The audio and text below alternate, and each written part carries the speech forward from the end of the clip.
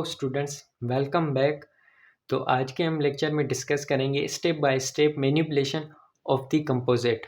कौन कौन से स्टेप्स होते हैं और कौन कौन सी टेक्निक्स वगैरह होती हैं, सब कुछ हम डिटेल में डिस्कस करेंगे।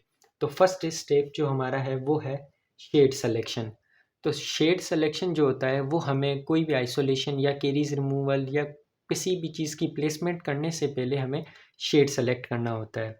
तो always start before isolation. Isolation करने से पहले हमें शेड सेलेक्ट करना होता है, क्योंकि आफ्टर आइसोलेशन जैसे कि रबर डैम या कॉटन रोल हो गया तो उससे हमारा जो शेड है वो मिसमैच हो सकता है। तो इस वजह से हमें आइसोलेट करने से पहले शेड सेलेक्ट करना होता है। Use natural light. Natural light को हम एज अ गाइड यूज़ कर सकते हैं हमारे शेड सिलेक्शन में। Plaque and dehydration can mislead the shade matching. तो प्लाक और हमारी जो डिहाइड्रेशन है वो दोनों मिसमैच कर सकती हैं हमारी शेड सिलेक्शन को। उसके बाद है कि ड्राई टीथ अपेयर लाइटर। तो टीथ को हमें ज़्यादा ड्राई भी नहीं करना होता क्योंकि वो अपेयर लाइटर होती हैं। तो इस वजह से हमें आइसोलेट करने से पहले शेड सेलेक्ट करना होता है। तो ये था हमारा फर्स्ट स्टेप। सेकेंड स्टेप जो हमारे पास है वो है आइसोलेशन। शेड सिलेक्शन के बाद हम करेंगे आइसोलेट हमारे टूथ को, जिस टूथ पे हम रेस्टोरेशन करेंगे। तो आइसोलेशन करेंगे with the help of rubber dam or the cotton rolls. Cotton rolls है उनसे भी हम कर सकते हैं या रबर डैम, दोनों से हम आइसोलेशन कर सकते हैं। अगर सिंगल टूथ है तो हम कॉटन रोल से भी आइसोलेट कर सकते हैं ईजीली।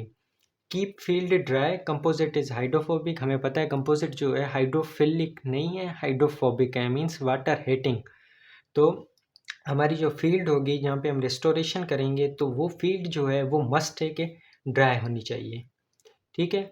उसके बाद है moisture contamination can cause bond failure. अगर हमारी फील्ड जो है वो अगर ड्राई नहीं होगी, वेट होगी, तो क्या होगा, जो हमारा बॉन्ड है वो फेलियर होगा। अगर फॉर सपोज हम इनेमल पे रेस्टोरेशन कर रहे हैं, हमारी जो कैविटी है वो एक्सटेंड है अप टू दी इनेमल तक, डेंटिन तक नहीं है। तो अगर हम इनेमल को आइसोलेट कर रहे हैं लेकिन वो कम्प्लीटली आइसोलेट नहीं हुआ, अभी भी वेट है, तो क्या होगी, जो बॉन्ड है वो हमारा फेल हो जाएगा क्योंकि हमारा जो कंपोजिट है वो जो है माइक्रो मैकेनिकली रिटेन रहे। उसके बाद थर्ड स्टेप हमारे पास है कैविटी प्रिपरेशन। आइसोलेशन के बाद कैविटी प्रिपरेशन करेंगे। क्या करेंगे, conserve outline, minimal extension, no mechanical retention, no need of undercuts, remove all caries and unsupported enamel. Cavity preparation में हम क्या करेंगे, सबसे पहले देखेंगे जो भी हमारा केरियस स्ट्रक्चर है या जितनी भी केरीज हैं उनको हम कम्प्लीटली रिमूव करेंगे। उसके बाद जो अनसपोर्टेड इनेमल होगा या इनेमल लिप या जो अनसपोर्टेड होगा, जिस पे कोई सपोर्ट नहीं होगी इनेमल की, उसको हम रिमूव करेंगे with the help of hand piece and bur. तो केरीज और अनसपोर्टेड इनेमल को हमने रिमूव कर दिया। अब हम इजीली रेस्टोरेशन कर सकते हैं। अब यहाँ पे क्या है कि नो नीड ऑफ अंडरकट्स और no need of mechanical retention, क्योंकि हमें पता है ये माइक्रो मैकेनिकल रिटेन रहता है, जिसकी वजह से हमें कोई भी अंडरकट्स की ज़रूरत नहीं होती। जैसे कि अमलगम है उसमें हमें अंडरकट्स की नीड होती है, उसमें हमें कन्वर्ज कैविटी प्रिपरेशन करनी होती है। तो यहाँ पे ऐसा एज सच कुछ भी नहीं है, यहाँ पे कोई भी अंडरकट्स या मैकेनिकल रिटेंशन की ज़रूरत नहीं है। Just only remove the soft caries and unsupported enamel. Next step हमारे पास स्टेप 4 है एचिंग। तो एचिंग में क्या करते हैं, हम एच करते हैं इनेमल को फॉर 15 सेकंड के लिए, और अगर डेंटिन होता है तो हम एच करते हैं 10 सेकंड के लिए, ज़्यादा एचिंग हम नहीं करते। ठीक है। अगर हमारी कैविटी एक्सटेंड है अप टू डेंटिन तो डेंटिन को हम 10 सेकंड के लिए करेंगे। अगर इनेमल तक है तो सिर्फ इनेमल को 15 सेकंड के लिए हम एच करेंगे, ज़्यादा देर एचिंग हम नहीं करते। Rinse thoroughly and blot dry. अगर इनेमल है तो उसको हम कम्प्लीटली ड्राई करेंगे, as we already discuss that composite is a hydrophobic in nature, तो जिसकी वजह से हमारा बॉन्ड जो है वो फेलियर हो सकता है। अगर हम डेंटिन की बात करें तो dentin should be moist. Dentin को मॉइस्ट होना लाजमी है क्योंकि डेंटिन में हमें पता है कि ऑर्गेनिक मैट्रिक्स ज़्यादा होता है और कोलेजन फाइबर्स होते हैं। अगर कम्प्लीटली ड्राई होगा डेंटिन तो क्या होगा, जो कोलेजन फाइबर्स हैं वो आपस में कोलैप्स हो जाएंगे। कोलैप्स होने की वजह से जो हमारा बॉन्ड है वो फेलियर हो जाएगा, जिसकी वजह से आगे चल के माइक्रो लीकेज होंगी, सेकेंडरी कैरीज होंगी और हमारी जो कंपोजिट रेस्टोरेशन है वो कम्प्लीटली फेल हो जाएगी। इसके लिए डेंटिन को मॉइस्ट हम रखते हैं। अगर हम इनेमल की बात करें तो इनेमल को हम कम्प्लीटली ड्राई करते हैं। ठीक हो गया। उसके बाद है हमारे पास fifth step bonding agent application, अब जो हमारे पास बॉन्ड एजेंट होगा 5th जनरेशन या 4th जनरेशन, तो उसको हम अप्लाई करेंगे with the help of micro brush, gentle air blow to thin layer and light cure for 20 second. अब जो बॉन्डिंग एजेंट की क्योरिंग है वो हम करते हैं 20 सेकेंड के लिए, तो ये बात जहन में रखिएगा। नेक्स्ट स्टेप हमारे पास है स्टेप 6 कंपोजिट प्लेसमेंट। अब after the curing of the bonding agent हम क्या करेंगे, कंपोजिट प्लेस करेंगे इन द इंक्रीमेंटल टेक्निक में।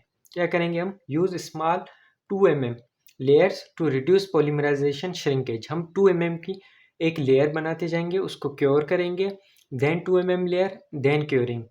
इससे क्या होगा, जो हमारी पॉलीमराइजेशन जो श्रिंकेज होती है जिसकी वजह से हमारे जो बॉन्डिंग है वो फेल हो जाती है, रेस्टोरेशन फेल हो जाती है, उससे हम प्रिवेंट कर सकते हैं। सो use small 2 mm layers to reduce polymerization shrinkage. Shape anatomy with an instrument like plasticizer or condenser। Condenser या प्लास्टिसाइजर की हेल्प से हम जो हमारा कंपोजिट है उसको एक एनाटमी या शेप देंगे। Avoid air bubble between layers, हम जो लेयर्स लगाएंगे 2 mm की उसमें कोई भी एयर बबल ना होना चाहिए, अदरवाइज हमारी रेस्टोरेशन फेल हो जाएगी। ये थी हमारा स्टेप 6। स्टेप 7 में हम क्या करेंगे, लाइट क्योर करेंगे। उसमें हमने सिर्फ 2 mm की लेयर लगाई थी, देन शेप दी थी एनाटमी, एंड देन स्टेप 7 में हम क्या करेंगे, क्योरिंग।